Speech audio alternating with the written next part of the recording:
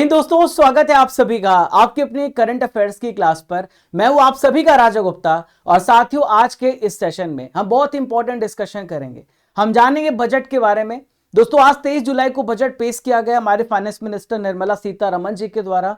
तो बजट की पूरी समरी जानेंगे, बजट का पूरा इतिहास जानेंगे और बजट से रिलेटेड सारे इंपॉर्टेंट क्वेश्चंस भी करेंगे सबसे लास्ट में, जो आपका टेस्ट भी होगा। तो आप बहुत ध्यान से लेक्चर को ध्यान सुनना और जो भी मैं आपको इंपॉर्टेंट पॉइंट बताऊं आप उसे अपने नोटबुक पे नोट कीजिएगा। पीडीएफ हमारे एप्लीकेशन पर आपको मिल जाएगी, मैं आपको बता दूंगा कहां पे पीडीएफ मिलेगी। तो फ्रेंड्स, आपको जो क्लास है वो हिंदी इंग्लिश दोनों मीडियम में यहां पे प्रोवाइड किया जा रहा है। तो complete analysis A to Z आपको यहां पे सारी जानकारी मिलेगी। आइए यहां पर स्टार्ट करते हैं सेशन को।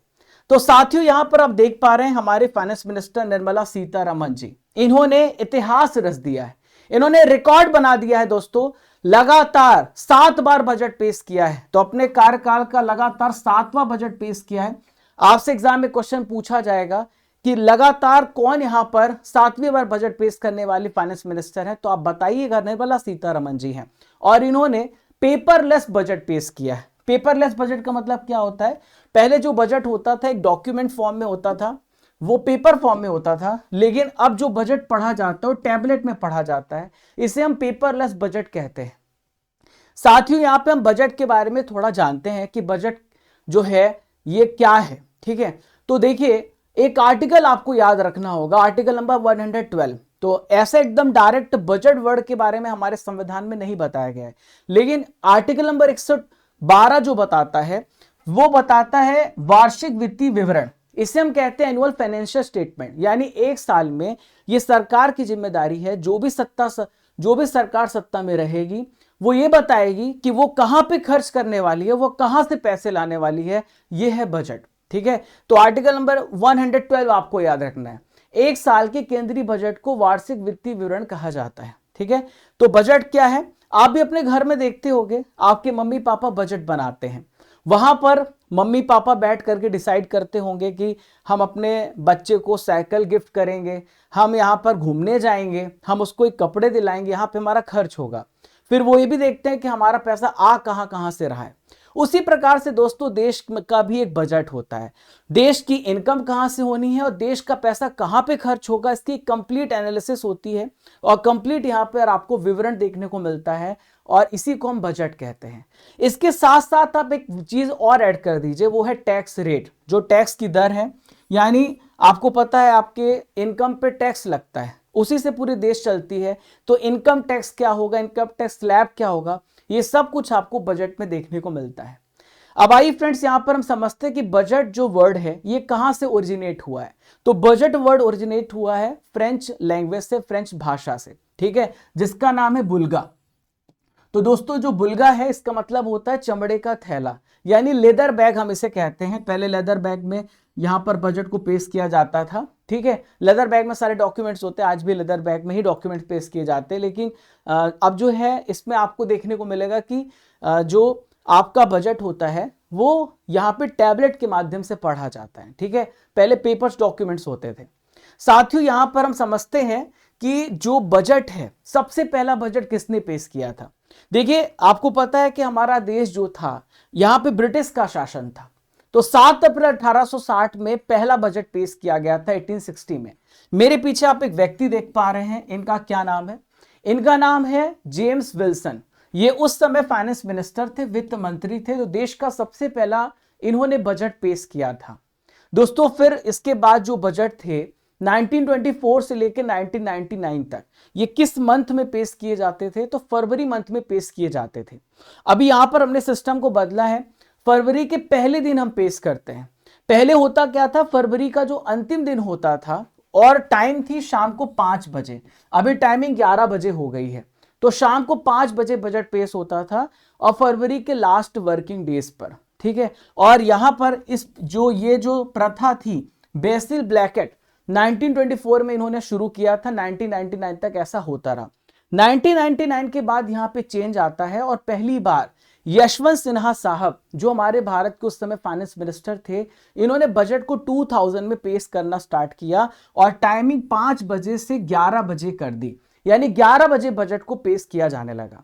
दोस्तों, हम पढ़ते जा रहे हैं, क्वेश्चन का आंसर भी दे दीजिए ताकि आपके जो नॉलेज है जीके वो बढ़ जाए। स्वतंत्र भारत के पहले फाइनेंस मिनिस्टर कौन थे, इसका आंसर कमेंट बॉक्स पे जरूर दीजिएगा। अब आगे चलते हैं, अपनी चर्चा को बढ़ाते हैं। तो साथियों, स्वतंत्र भारत का पहला बजट आइए जानते हैं। जब भारत इंडिपेंडेंट हुआ तो बजट पेश करने की चुनौती थी और इस चुनौती को पूरा किया हमारे जो पहले वित्त मंत्री आर.के. षणमुखम चेट्टी ने। तो स्वतंत्रता के बाद जब भारत इंडिपेंडेंट हुआ तो 26 नवंबर 1947 को भारत का बजट पेश किया गया। भारत ने तय किया कहां पे वो खर्च करने वाला है, कहां से वो आय आने वाली है। जब भारत गणतंत्र हुआ यानी भारत रिपब्लिक स्टेट बना और 26 जनवरी 1950 को हमें रिपब्लिक स्टेट बने और ये 26 फरवरी 1950 को जॉन मथाई ने बजट पेश किया था। ठीक है, और पहली बार प्लानिंग कमीशन जो आप नाम सुनते हैं, इस बजट में प्लानिंग कमीशन योजना आयोग के बारे में बताया गया था। ठीक है, तो साथियों फिर है सी.डी. देशमुख की हम बात करते हैं। एक ऐसे फाइनेंस मिनिस्टर हैं जो कि रिजर्व बैंक के पहले भारतीय गवर्नर भी थे और साथ में भारत के फाइनेंस मिनिस्टर भी थे। ऐसा क्वेश्चन पूछा जा सकता है आपसे कि कौन सा ऐसा व्यक्ति है जो रिजर्व बैंक के गवर्नर भी थे, फाइनेंस मिनिस्टर भी थे। इन्होंने उस समय अंतरिम बजट पेश किया था। अंतरिम मतलब होता है कुछ समय के लिए, इंटीरियम बजट होता है जो कुछ पीरियड के लिए होता है। अभी भी यहाँ पे निर्मला सीतारमण जी ने फरवरी में इंटीरियम बजट पेश किया था और अभी यहाँ पे पूरा फुल बजट पेश किया। इंटीरियम बजट वो बजट होता है जब इलेक्शन होने वाले होते हैं या फिर कोई ऐसी सर्कमस्टांसेस होती हैं तो उस केस में इंटीरियम बजट पेश किया जाता है। साथियों मैं आपको बता दूं, जो बजट है 1956 की बात है, वो हिंदी में तैयार किया गया पहली बार। पहले इंग्लिश में पढ़ा जाता था और उसके बाद फिर थोड़ा चेंज आया, हिंदी लैंग्वेज का भी यूज किया गया। एक क्वेश्चन आपसे पूछा जा सकता है कि भारत के सबसे पहले ऐसे कौन प्राइम मिनिस्टर हैं जिन्होंने फाइनेंस मिनिस्ट्री भी संभाली, और यहां पर आप देख पा रहे हैं ये है जवाहरलाल नेहरू जी। 1958-59 में देश के उस समय तात्कालीन प्राइम मिनिस्टर थे जिन्होंने यहां पे बजट पेश किया और ऐसे प्राइम मिनिस्टर हैं जिन्होंने फाइनेंस मिनिस्ट्री का भी काम संभाला। फिर इंदिरा गांधी इनकी बेटी जो कि देश की प्रधानमंत्री थी, इन्होंने भी बजट पेश किया। वित्त मंत्री का पद संभालने वाली देश की इकलौती महिला यहां पर थी, सबसे पहली महिला। लेकिन आप ये नहीं कह सकते, आप अगर आपसे पूछा जाए कि कौन सी ऐसी महिला है जो यानी कि पूरी तरीके से वित्त मंत्री थी, तो वो है निर्मला सीतारमण। ये जो है प्राइम मिनिस्टर भी थी और साथ ही साथ ये फाइनेंस मिनिस्ट्री भी संभाली। ठीक है, तो यहां पर हम निर्मला सीतारमण को देख पा रहे हैं जो कि भारत की पहली पूर्ण वित्त मंत्री थी। अब दोस्तों यहाँ पे बजट जो है उसमें और भी बहुत सारे चेंज आए। जैसा कि मैंने आपको बताया कि हिंदी में बजट कब छपा, 1956 में, और 2016 में भी चेंज आया। 2016 तक जो बजट था वो आखिरी दिन पेश किया जाता था, लेकिन 2017 से हमने चेंज किया और बजट को हमने 1 फरवरी को स्टार्ट कर दिया और सुबह 11 बजे हमने बजट को पेश करना स्टार्ट कर दिया।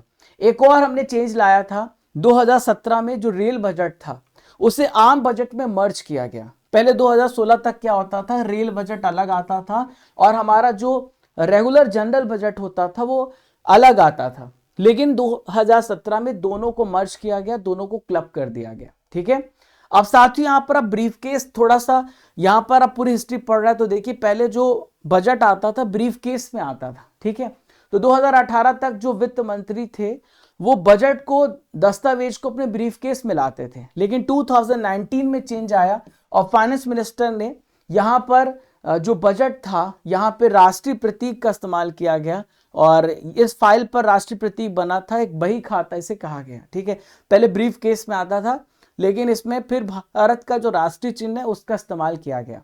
2020 में निर्मला सीतारमण जी ने टैबलेट से बजट को पढ़ा और सबसे लंबा भाषण 2020 में दिया था। 2020 का जो भाषण था वो सबसे लंबा भाषण था, 2 घंटे 40 मिनट तक इन्होंने भाषण दिया था निर्मला सीतारमण जी ने। अगर आपसे पूछा जाए सबसे छोटा बजट, जो अंतरिम बजट किसने पेश किया था, तो 1977 में केवल 800 शब्दों का इस्तेमाल किया था एच.एम. पटेल साहब जी ने। यहां पर एच.एम. पटेल जी को आप देख रहे हैं, साथियों, जो बजट होता है वो क्या अकेले वित्त मंत्रालय करता है? तो नहीं। बजट को कौन कौन प्रिपेयर करता है, आइए जानते हैं। तो भारत के जो बजट को यहाँ पे पेश किया जाता है, इसमें बहुत सारे डिपार्टमेंट्स की राय मांगी जाती है, उनसे विचार विमर्श किया जाता है। तो भारत की फाइनेंस मिनिस्ट्री के साथ साथ नीति आयोग, यानी जो हम जानते हैं जो प्लानिंग कमीशन की जगह पर आया है, और सरकार के बहुत सारे डिपार्टमेंट इसमें शामिल होते हैं। ठीक है, हर डिपार्टमेंट से पूछा जाता है, हर मंत्रालय से पूछा जाता है कि आपको कितना पैसा लगेगा। आप ऐसा सिंपल भाषा में समझिए, घर में आपके 5 लोग हैं, ठीक है, किसी को गाड़ी चाहिए, किसी को कार चाहिए, आपके घर में पिताजी आपके पूछेंगे कि भैया तुमको क्या लग रहा है बताओ, तो उस हिसाब से बजट तैयार होगा। ठीक है, तो एक गाइडलाइन जारी की जाती है और अलग अलग मंत्रालय से उनके डिमांड्स, उनके फंड की मांग बताई जाती है। वो बताते हैं कि हमको इतना पैसा लग रहा है, रक्षा मंत्रालय को इतना लगेगा, स्वास्थ्य मंत्रालय को इतना पैसा लगेगा, और यहाँ पर जो हमारे सड़क मंत्रालय है उसको इतना पैसा लगेगा। उस हिसाब से बजट एलोकेट किए जाते हैं। ठीक है, इसके बाद जो है हमारी फाइनेंस मिनिस्ट्री आर्थिक मामलों का जो एक विभाग है, बजट डिवीजन, इसे यहाँ पे तैयार करती है। अब साथियों, यहां पर पूरी आपने केवल 10 मिनट में बजट की पूरी हिस्ट्री पढ़ ली। क्या बजट कैसे बनता है, बजट क्या है, बजट कहां से आया है, और कौन कौन से मिनिस्टर्स थे जिन्होंने बजट में काम किया है। अब दोस्तों, जो हमारा इस सेशन का दूसरा फेज स्टार्ट होता है वो है आज की बजट की समरी। बहुत ध्यान सुनिएगा, आज की बजट का पूरा क्रिस्प मैं आपको बता रहा हूं कि बस आप 5 मिनट में समझ जाएंगे कि बजट में क्या क्या था। तो दोस्तों, आज के बजट में सरकार ने 9 प्रायोरिटीज रखी हैं, 9 प्राथमिकताएं रखी हैं। सबसे पहले ध्यान, हमेशा की तरह, कृषि, एग्रीकल्चर बहुत इंपॉर्टेंट है। दूसरा है रोजगार यानी एम्प्लॉयमेंट। तीसरा है सोशल जस्टिस। चौथा है मैन्युफैक्चरिंग और सर्विस। फिफ्थ है एनर्जी। सिक्स्थ है अर्बन डेवलपमेंट, अर्बन डेवलपमेंट मतलब शहरी विकास। यहाँ पे 7th है इंफ्रास्ट्रक्चर, रोड्स, यहाँ पे रेलवे, मेट्रोज, इनका इंफ्रास्ट्रक्चर डेवलप करना, बड़ी बड़ी बिल्डिंग्स कंस्ट्रक्ट करना, पार्क्स कंस्ट्रक्ट करना। इनोवेशन रिसर्च, यानी हमें अनुसंधान के क्षेत्र में, रिसर्च के क्षेत्र में भी काम करना है। और नेक्स्ट जनरेशन रिफॉर्म, जो आने वाली जनरेशन पीढ़ी है उसके लिए हमें काम करना है। तो 9 प्रायोरिटीज इस बजट में देखने को हमें मिली है, और फोकस जो रहा है वो 4 प्रमुख लोगों पे रहा है, और हमेशा की तरह रहा है। आप ये भी समझ सकते हो 4 प्रमुख लोग कौन हो सकते हैं। एक कॉमन सेंस लगाओ। पहला है गरीब, गरीब यहाँ पे गरीब यहाँ से गरीबी से बाहर आए, उसका कल्याण हो। दूसरा, युवाओं को नौकरी मिले, युवा यहाँ पर आगे बढ़े, उनको किस प्रकार से शिक्षा दी जाए कि वो आगे जाकर के देश की जीडीपी में पार्टिसिपेट करें। तीसरी, महिलाएं, लगातार महिलाओं के पार्टिसिपेशन, सहभागिताओं को बढ़ाया जा रहा है कि वो पुरुषों के साथ कंधा से कंधा मिलाकर बढ़ें। और चौथे, हमारे अन्नदाता, जो कि किसान भाई हैं, जो कि अन्नदाता। 4 प्रमुख जातियों पे ध्यान दिया है। अब दोस्तों, इस चार्ट से आप समझेंगे कि रुपए कहां कहां से भारत सरकार को आता है, हमारी इनकम होती है। अगर आपसे एग्जाम में पूछा जाए, अगर कोई भी पूछे कि सबसे ज्यादा सरकार को कहां से इनकम होती है, तो उधारी। सरकार दूसरे देश को उधारी दे रही है, बॉन्ड जारी करती है, या सरकार क्या करती है, जब उधारी देती है तो 27% सरकार को इनकम आती है। कहां से? उधारी से आती है। ठीक है, सरकार जिनको यहां पे लोन देती है वहां से सरकार की सबसे ज्यादा इनकम है, 27% इनकम हमारी आ रही है। अब आपका सवाल है सर दूसरा कहां से पैसा आता है? तो दूसरा, जो हम इनकम टैक्स, बहुत सारे लोग इनकम टैक्स पे नहीं करते हैं, केवल मध्यम वर्गीय परिवार, जो गरीब है वो तो पे करता नहीं है। जो अपर क्लास है वो क्या करता है, उसके पास बहुत सारे तरीके हैं टैक्स को बचाने के। मिडिल क्लास सबसे ज्यादा टैक्स पे करता है। तो दूसरा जो इनकम आता है सरकार का, वो इनकम टैक्स से आता है, जो आपकी आय पे लगता है, 19%। तीसरा, जो पार्टिसिपेशन ज्यादा बढ़ा, जीएसटी का।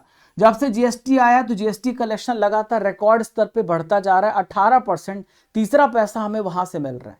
चौथा है निगम कर, जो बड़ी बड़ी कंपनीज होती है उनकी प्रॉफिट पे निगम कर लगाया जाता है, 17% यहां पर है। ठीक है, पांचवा यहां पर देखिए केंद्रीय उत्पाद शुल्क, जो भी यहां पर उत्पादन होता है, ठीक है, जो आपकी कस्टम ड्यूटी लगती है, जो माल आपका एक देश से दूसरे देश जाता है, उसमें 5% की यहां पर हमें ग्रोथ देखने को मिलती है। तो इस प्रकार से आप समझ सकते हैं कि रुपए कहां कहां से हम भारत देश को मिल रहा है। ठीक है, अब आइए समझते हैं कि रुपए हमारा खर्च कहां हो रहा है। ठीक है, सबसे ज्यादा पैसा हम कहां पे खर्च कर रहे हैं, तो आप इस चार्ट को देख पा रहे हैं। तो सबसे ज्यादा पैसा हमारा खर्च होता है वो होता है यहां पर देखिए 21% हम खर्च कर रहे हैं, वो है करों एवं शुल्कों में राज्यों का हिस्सा।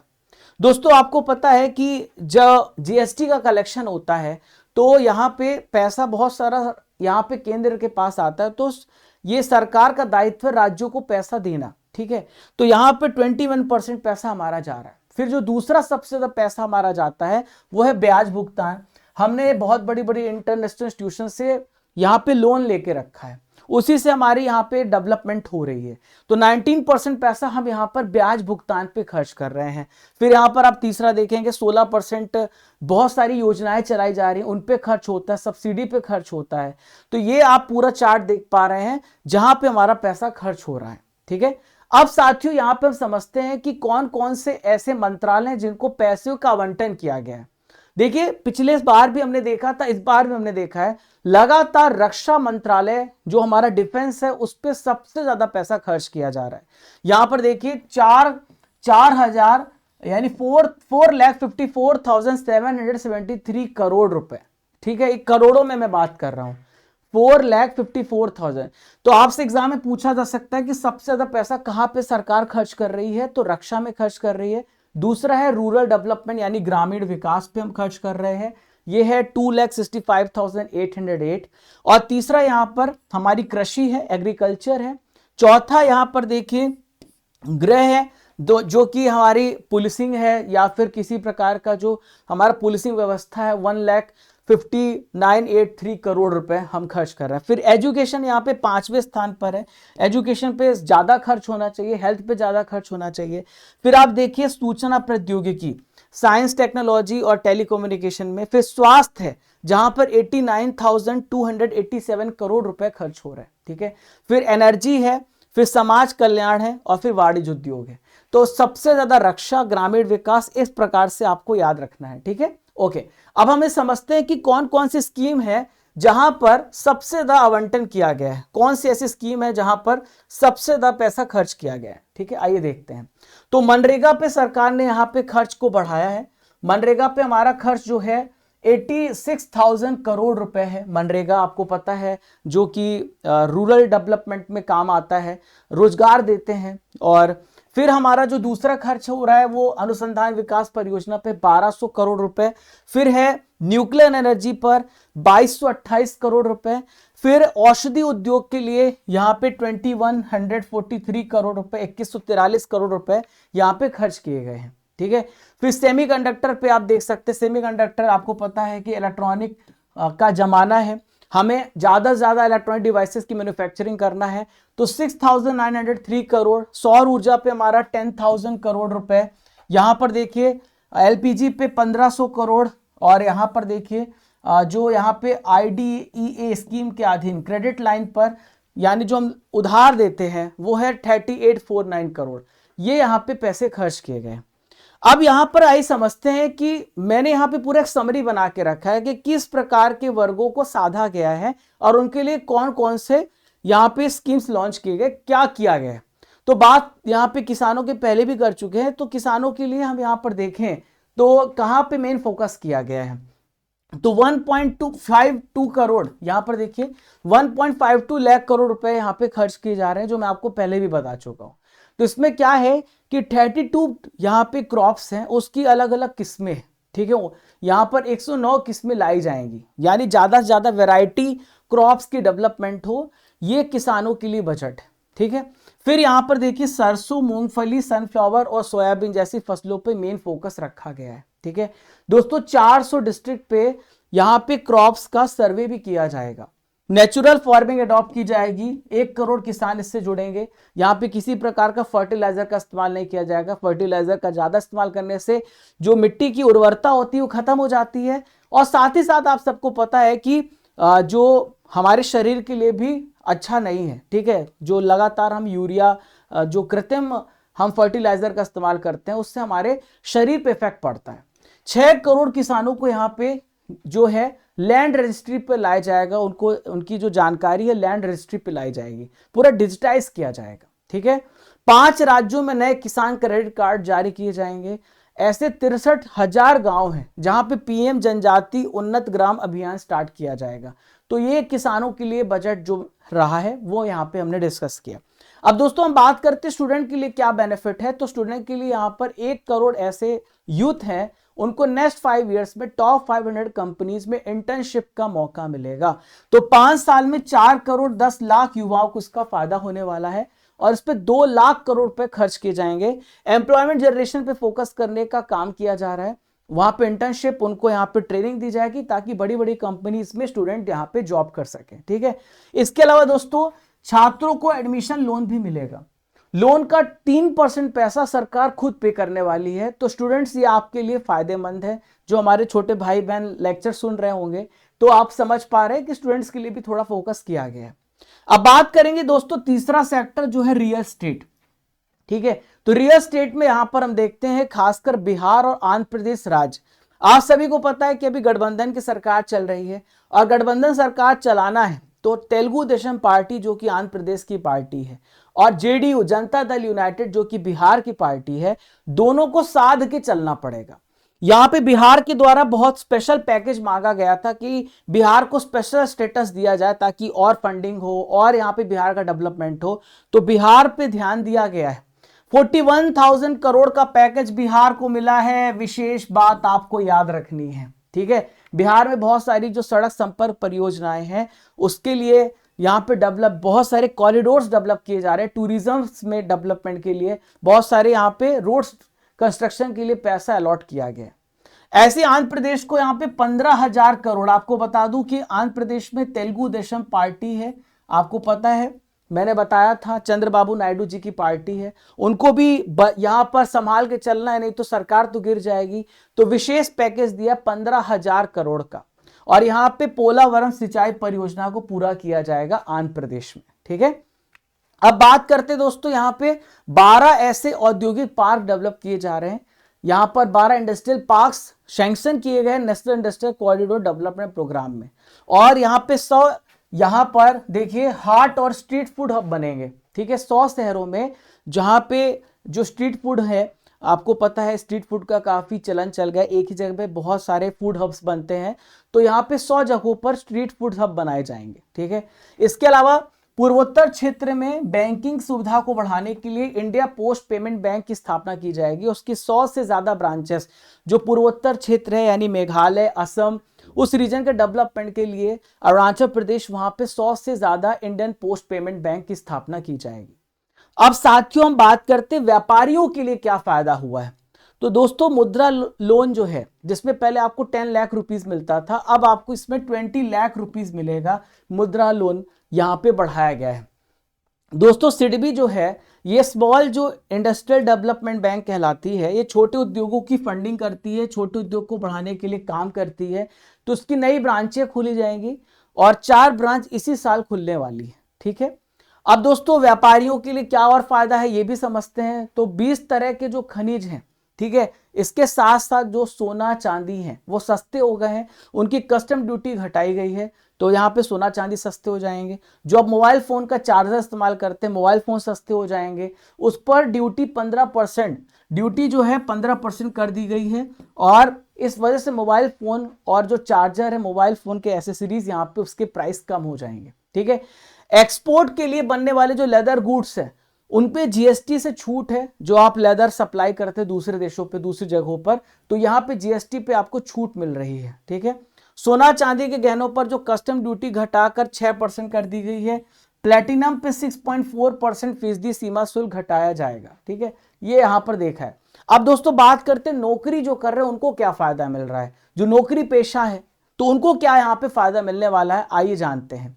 तो साथियों फॉर्मल सेक्टर में पहली बार जो नौकरी की शुरुआत कर रहे हैं उनके 1 महीने का वेतन यहाँ पे सरकार देगी। ठीक है, और 1 लाख रुपए से जिनकी सैलरी कम है और वो पहली नौकरी कर रहे हैं, तो EPFO employment provident fund organisation में पहली बार जो रजिस्टर कर रहे हैं लोग, उनकी 15,000 रुपए की मदद 3 किस्तों में भारत सरकार देने वाली है। ठीक है, तो ये यहाँ पे थोड़ा फायदा देखने को मिल रहा है। ठीक है दोस्तों, इसके अलावा जो नौकरी पेशे उनकी इनकम पर इनकम टैक्स लगता है, तो यहां पर इनकम टैक्स में भी छूट आई है। जो नए टैक्स रिजाइम में 3 लाख से 7 लाख रुपए तक की जिनकी इनकम है उनको 5% इनकम टैक्स देना होगा।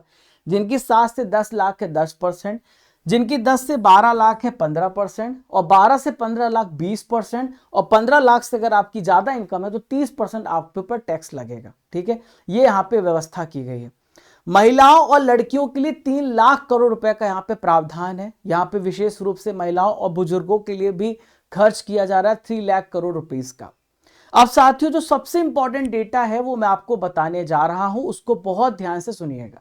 आपसे पूछा जा सकता है कि वित्त वर्ष 2024 में भारत की विकास दर कितने परसेंट रहेगी। तो दोस्तों, ये अनुमान लगाया गया कि भारत की जो विकास दर है वो लगातार बढ़ रही है, और 8.2% की ग्रोथ के साथ यहाँ पे भारत की जो विकास दर है वो यहाँ पे चाइना बहुत बड़े बड़े देशों को पीछे छोड़ते हुए 8.2% की दर से बढ़ेगी। ठीक है, अब दोस्तों यहाँ पे हम देखते हैं कि राजकोषीय घाटे में क्या देखने को मिला। राजकोषीय घाटा मतलब होता है फिस्कल डेफिसिट। तो फिस्कल डेफिसिट क्या होता समझते हैं, जितना रेवेन्यू आया और जितना आपका खर्च है, जितना आपका एक्सपेंडिचर है, उसको हम कहते हैं फिस्कल डेफिसिट। यानी अगर आपने 10 रुपए कमाया और 5 रुपए आपने यहाँ पे खर्च किया, तो फिस्कल डेफिसिट देखें अगर, तो भारत का हमेशा फिस्कल डेफिसिट नेगेटिव रहा है। क्यों रहा है? ऋणात्मक भारत का फिस्कल डेफिसिट इसलिए रहा है फ्रेंड्स, क्योंकि भारत की आय कम है, भारत खर्च हमेशा ज्यादा करता है। भारत दूसरे बड़े बड़े इंस्टीट्यूशन से लोन लेता है, तो भारत को पैसे ज्यादा खर्च करने पड़ रहे हैं एज कंपेयर टू भारत की इनकम उतनी ज्यादा नहीं है। तो इस बार फिस्कल डेफिसिट आपको याद रखना कितना परसेंट रहा है, ये डेटा आपको याद होना चाहिए। ये है 5.6%। ठीक है, तो भारत का जो फिस्कल डेफिसिट है वो इस साल 5.6% घट करके आ गया है। As comparison to last year Bharat का फिस्कल डेफिसिट 6.4% था। यानी भारत को इस बार जो घाटा हो रहा है वो कम घाटा हो रहा है। इसका ये मतलब है, मैं आपको बताऊं, इसका ये मतलब है भारत का जो घाटा है पहले से घटा है। ठीक है, अब दोस्तों बहुत सारे सेक्टर है, लास्ट पॉइंट है जिसको आपको समझना, आपका फिर लेक्चर खत्म होगा, फिर इंपॉर्टेंट क्वेश्चन लगाएंगे, आपका सेशन कंप्लीट हो जाएगा। ठीक है, तो आइए यहां पर देखते हैं कि सीमा शुल्क के बहुत सारे प्रस्ताव यहां पे बदले हैं। तो जो कैंसर की 3 और दवाइयों पर सीमा शुल्क जो है उस पर पूरी तरीके से छूट मिल गई है। दोस्तों, कैंसर की बहुत सारी दवाइयां दूसरे देशों से आती हैं, तो इस वजह से यहाँ पे कस्टम ड्यूटी यहाँ पे कम लग रही है, तो किफायती दवाइयां आपको यहाँ पे मिलेगी। कैंसर की दवाइयों पे छूट मिलेगी आपको।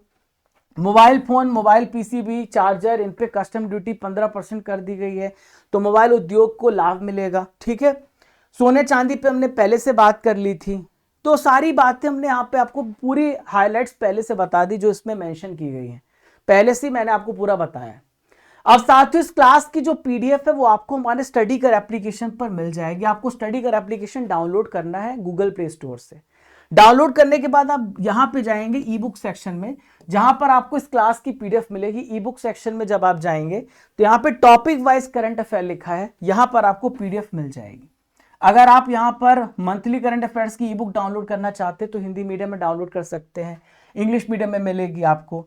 मैराथन जो भी मैं लेता हूं उसकी पीडीएफ यहां मिलेगी। ईयरली और हाफ ईयरली, 1 साल और 6 महीने की ई बुक भी मैं आपके लिए लेकर के आया हूं। जीके जीएस की हिंदी इंग्लिश मीडियम में आपको यहाँ पे बुक मिलती है। दोस्तों, आप यहाँ पे टेस्ट सीरीज पे जाइएगा, जहां पर आप बहुत सारे इंपॉर्टेंट टेस्ट देखते हैं करंट अफेयर्स के। तो हमने 2 प्रकार की टेस्ट सीरीज लॉन्च की। मंथली करंट अफेयर, हर महीने आपको यहाँ पे मंथली करंट अफेयर्स मिलता है, और अगर आप रैंडम देना चाहते तो मॉक टेस्ट है आपके लिए। और प्यारे साथियों, यहाँ पे एक टेस्ट पास भी आ गया, यहाँ पे एक टेस्ट पास ऑप्शन है।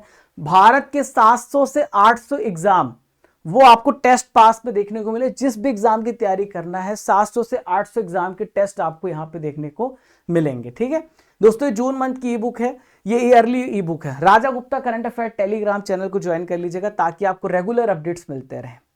तो प्यारे साथियों, चैनल पर पहली बार आ रहे हैं तो don't forget to subscribe, like, share and comment. तो साथियों, अब यहां पर हम लास्ट में इंपॉर्टेंट एमसीक्यू लगाएंगे। ठीक है, आपने बहुत अच्छे से आज की क्लास को पढ़ा, बहुत अच्छे से हर चीज को समझा। अब आपका टेस्ट होगा, ये पता चलेगा कि आपने कितने अच्छे से क्लास को पढ़ा है। आइए देखते हैं सबसे पहला क्वेश्चन का आंसर दीजिए। वार्षिक वित्तीय विवरण का उल्लेख भारतीय संविधान के किस आर्टिकल में किया गया है? तो इसका यहां पर आर्टिकल नंबर 112 में बताया गया है। नेक्स्ट है, देश का पहला बजट ब्रिटिश सरकार के जो फाइनेंस मिनिस्टर थे जेम्स विल्सन ने कब पेश किया था? तो ये बजट इन्होंने 1860 में 1860 में पेश किया था।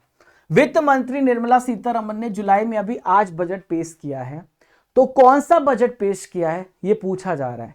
तो लगातार 7वां बजट पेश किया अपने कार्यकाल का, तो आपको याद रखना है 7 टाइम इन्होंने बजट को पेश किया है। नेक्स्ट क्वेश्चन का आंसर दीजिए, स्वतंत्र भारत का पहला बजट किसने पेश किया था? तो स्वतंत्र भारत का जो सबसे पहला बजट था आर.के. षणमुखम चेट्टी ने पेश किया था।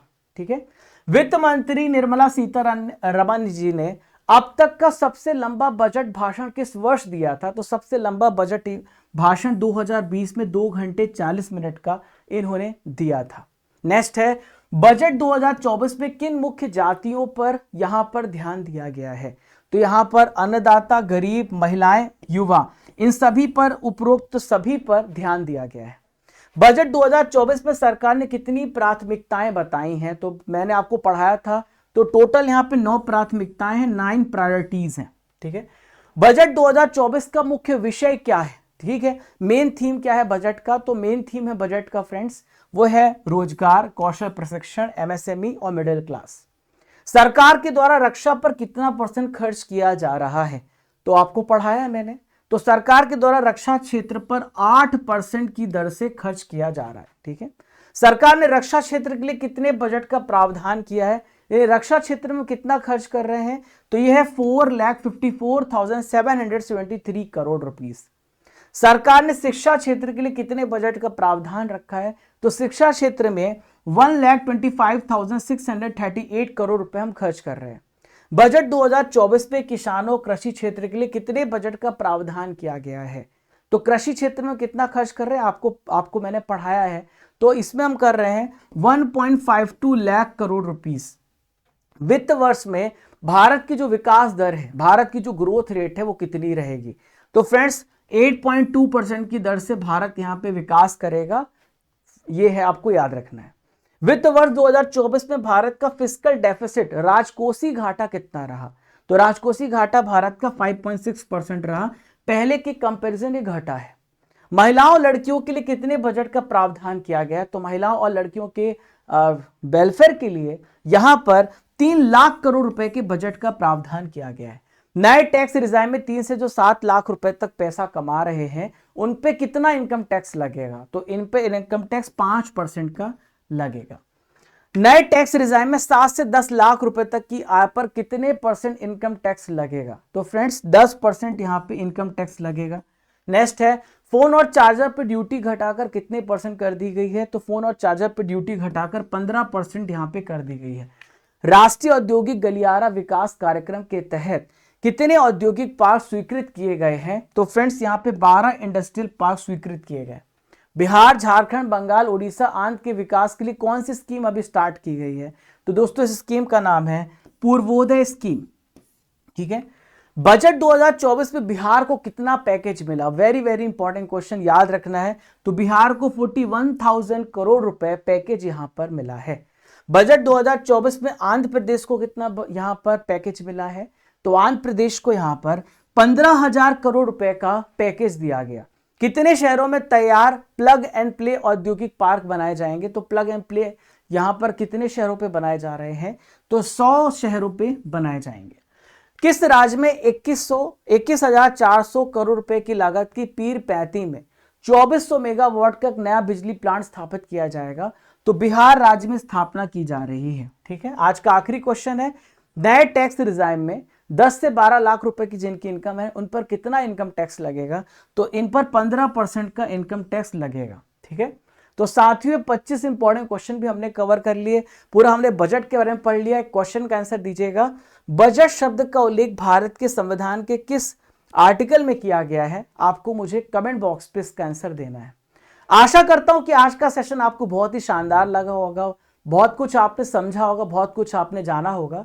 तो फ्रेंड्स ऐसे इंपॉर्टेंट सेशन के साथ मिलेंगे नेक्स्ट इंपॉर्टेंट यहाँ पे टॉपिक के साथ। तब तक के लिए आप सभी को जय हिंद, जय भारत, खुश रहिए, मुस्कुराते रहिए। मिलेंगे यहाँ पर नेक्स्ट इंपॉर्टेंट टॉपिक के साथ। और किस टॉपिक पे आप वीडियो चाहते हैं मुझे कमेंट बॉक्स पे बताइएगा। ठीक है, और ये Raja Gupta current affair telegram channel को ज्वाइन कर लीजिएगा। मिलते हैं फ्रेंड्स, तब तक के लिए जय हिंद, जय Bharat. Don't forget to subscribe, like, share and comment.